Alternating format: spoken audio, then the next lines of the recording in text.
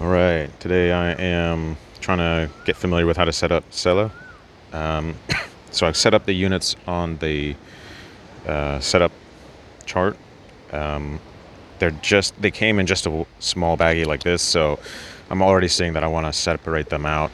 I think what I'm going to do is have all of the at start units in one baggie, and then have the other units broken up by maybe turn or two. Maybe have 2 turns per small baggie or something like that. Have all of the chits in a bag together because these were broken up by side. And then I don't remember the rules, but the fact that these have these in red suggests to me that these are like step loss counters, maybe. I have to remind myself, but I'm thinking maybe I'll just put them all together, something like that, or maybe break them up by side and then put them in a medium-sized baggie together.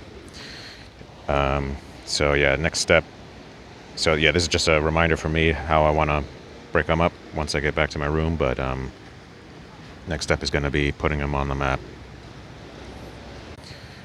Oh, and another point I want to make is that this setup chart is on the rulebook itself, so you can't just leave this set up like this while you're playing. You actually have to like take this stuff off. So that to me is maybe not the best way to do it. I think it would have been better if they had this setup chart on a separate piece of paper. And the other thing is that it's not in color, which makes it harder, a little bit harder to find the right thing. So it would have been better if it was in color. But otherwise, not bad. Not too bad at all to get set up. So the next thing I was looking at was these reinforcements and also just the chits. I wasn't sure what to do with these. So regarding the chits, what you do is you look over here on this player chart, and over here it tells you for each formation how many chits you get on each turn.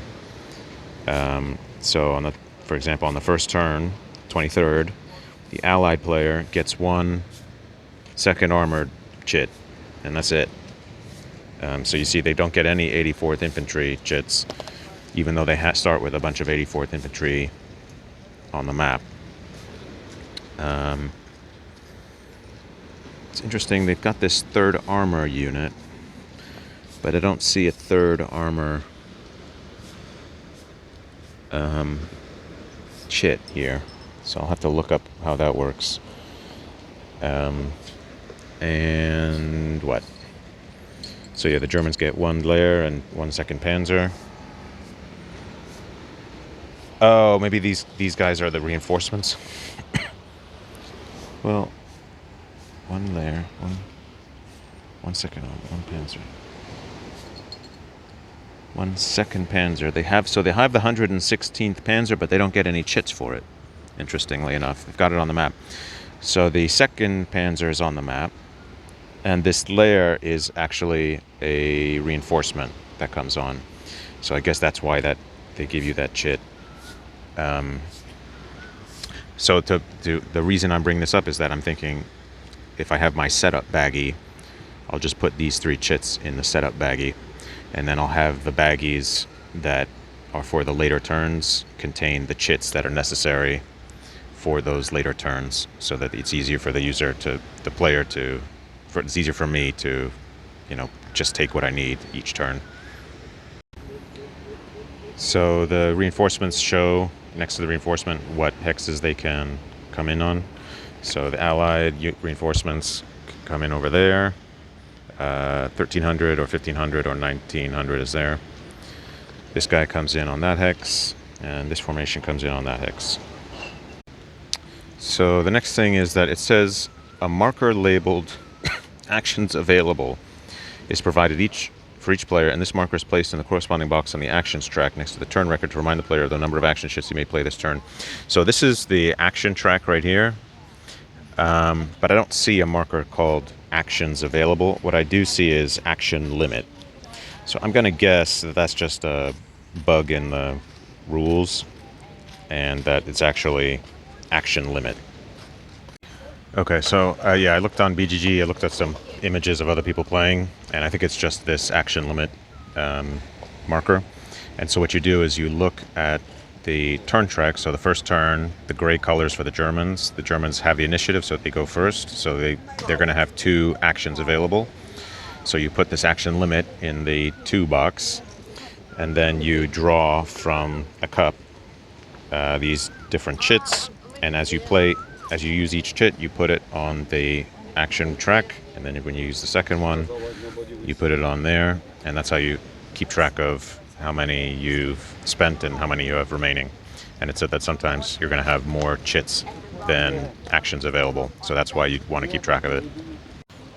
Okay, and now I'm realizing that actually this action track exists on both sides of the table. So the allies, and they're different colored, so this one's gray, so presumably the German player sits here, the allied player sits over there, and actually the day's turn track is over there, and there's a victory point track here that only the Germans have, so only the Germans apparently track victory points. And so this game turn marker presumably goes like over there, and this victory point marker, I don't know, probably starts at 0. So that's helpful to know. Okay, I'm trying to understand this chit draw phase, and it's a little bit confusing, but my understanding is that the rules say there are 4 types of chits. So presumably that's extra move, replacement, combat, and allied air. So confusingly, the Germans seem to only have 3 types of tactical chits that they can use, but they have 4 boxes in their tactical available area. And so the way this works is that you combine all of these chits together into a cup, I think. Or no, sorry. There are 2 cups. 1 cup for the Germans. So the Germans get all of those in 1 cup, and the Allies get all of those in 1 cup. So if it's the German initiative, if the Germans are going, they have all these in a cup, and they start drawing. And let's say they draw any of these tactical ones. When they draw it, they move it into this tactical available thing, and they continue drawing until they draw what's called an action chit, which is a chit for a unit formation. So they could conceivably draw all of these tactical chits before they draw any of these action chits, formation chits. But once they draw a formation chit, then they can move. They can either move all of the units of this formation, or they can move any one unit of any formation. And then they can choose to expend these tactical chits, I guess, at the beginning of the formation activation, or they can, I don't know if it's at any time or maybe only at the beginning. I'm not sure. But basically when they spend this, they then move it to here, and at the end they move all of these back to their chit cup area the next turn, which is the next whatever that's 12-hour turns. So when that game turn thing goes to the next game turn, that's when you put these back in the cup. Yeah, so I think that's how that works. Oh, and I didn't mention this, but the Allies do have their own tactical played area. So that's 1 for each player. Okay, so for the first German activation, I drew the extra move chit, and then I drew the Panzerlehr chit. And I was reading the rules on the extra move chit, and it says that you have to declare that you're going to use it before. It's after you've activated a formation or individual unit, but before you've actually started moving anything. So you have to do it at the beginning of your activation. So that answers that question. Okay, so given that I drew the Panzerlehr chit, which is for these guys that are coming from off map, because the other guys that are not Panzerlehr, I'm thinking that I will use this extra move chit. I'll declare that I'm going to use it, and I'm going to say that I'm going to move this unit, the 2nd Panzer armored, what are these, battalions? I don't know, but I'm going to move him to here to help attack this guy. So basically my thinking is I'm just going to move all of these guys here, and I'll move him like that, and I'm going to attack with all of these guys against that infantry unit and try to just get a hole going in there. Okay, so I just remembered the way these retreat rules work incentivizes surrounding units. So rather than have him come in here, I'm actually going to send him down this road and then come down like that, so that if they get a retreat result on this guy, if he needs to retreat through a zone of control, he gets disrupted for the first hex, and then for the second hex, he takes a step loss. Or if he's, for example, if I attack him and he becomes disrupted from the attack, if he then needs to enter a zone of control of one of my zones of control, he would then take a step loss. So I think it's smarter to try to surround him. I'm not sure how realistic that is, but that's what the rules incentivize. Okay, so two things. First thing is that I didn't pay attention. I didn't read the stacking rules closely enough. So a maximum of 2 steps can stack in a hex, and the step is one of those little squares. So this is incorrect. I have to have one of these guys over there in order to not violate stacking limits. Now, the other interesting thing is that combat does not work like it does in Battle for Moscow, where you move all of your units, and then the movement phase is complete, and then you have a combat phase, where you declare all of your attacks ahead of time. The way it works in this game is that combat is done as part of movement, and it costs movement points to do a combat. So, so the way this is going to work is that I'll need to move. For example, I'll say that I moved this unit first. For example, if I move all this stuff around, if we start with everybody back where they started. So what I would say is that my first move was with this guy down the road, and he came here and he did not attack during his movement phase. So his movement phase is done. And then what I did is, let's say I moved my other guy down the road and into that open spot, and he also did not attack during his movement phase. And then finally I moved this recon guy in here, and he is going to attack during his movement phase. But the interesting thing is that even though these guys didn't attack during their movement phase, I can still include them in the combat that started with this guy.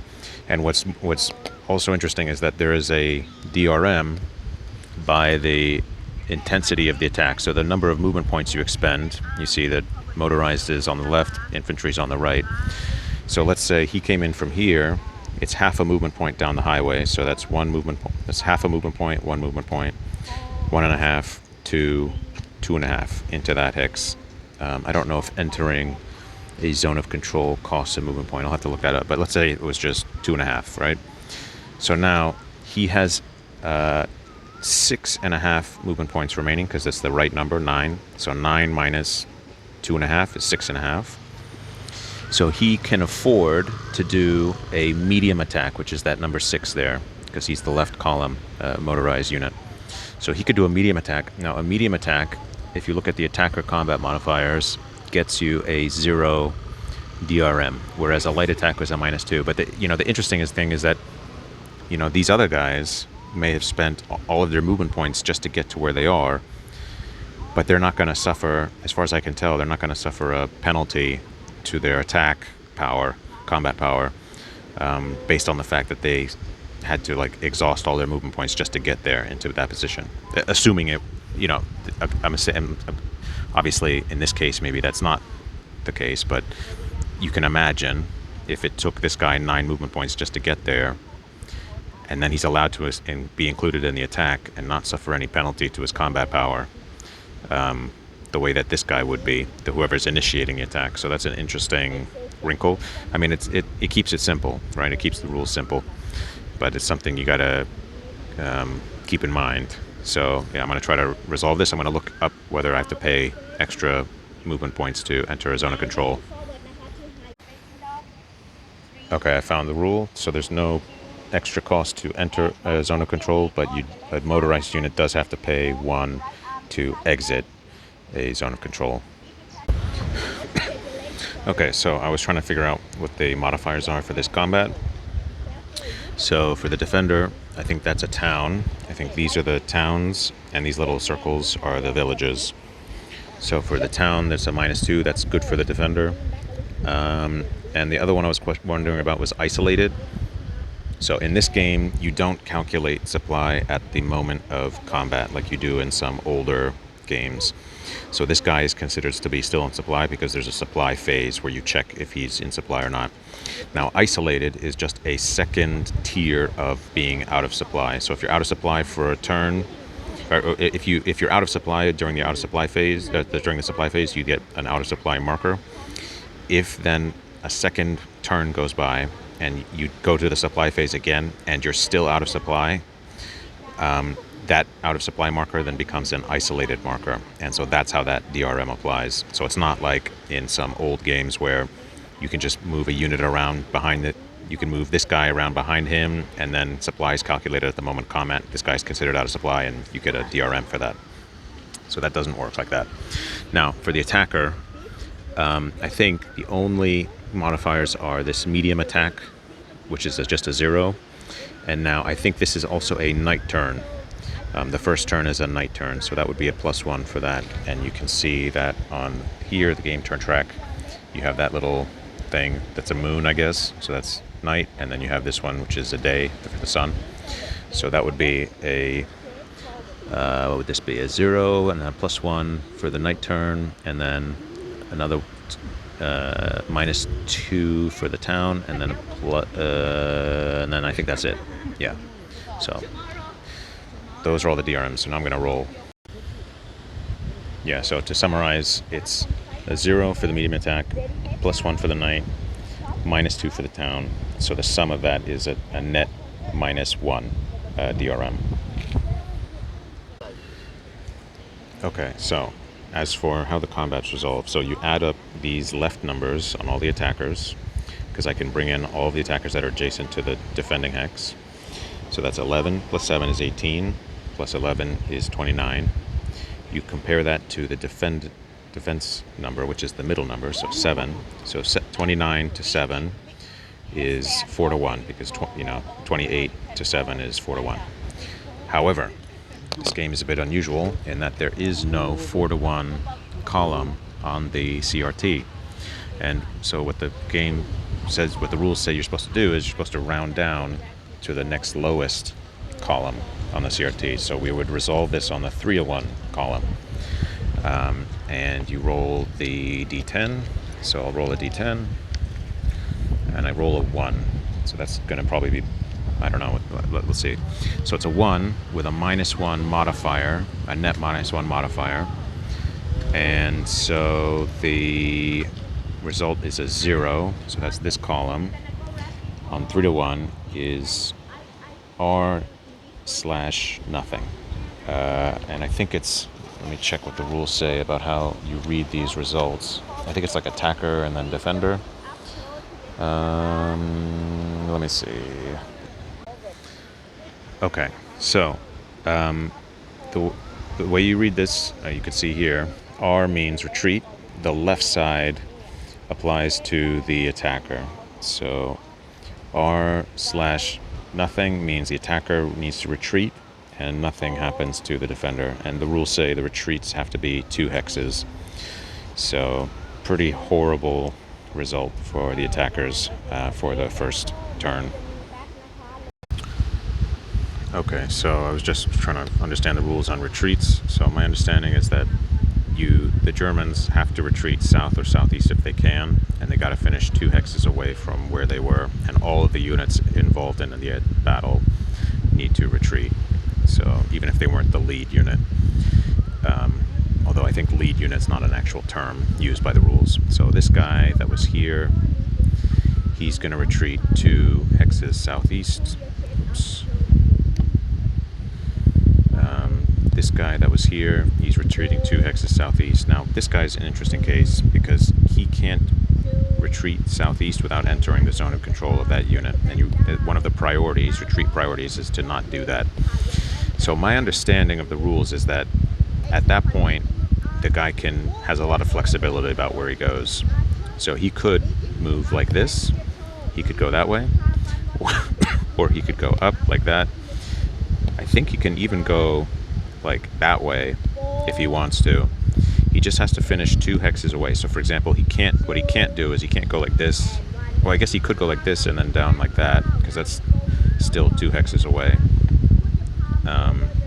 So yeah, it's not totally clear to me.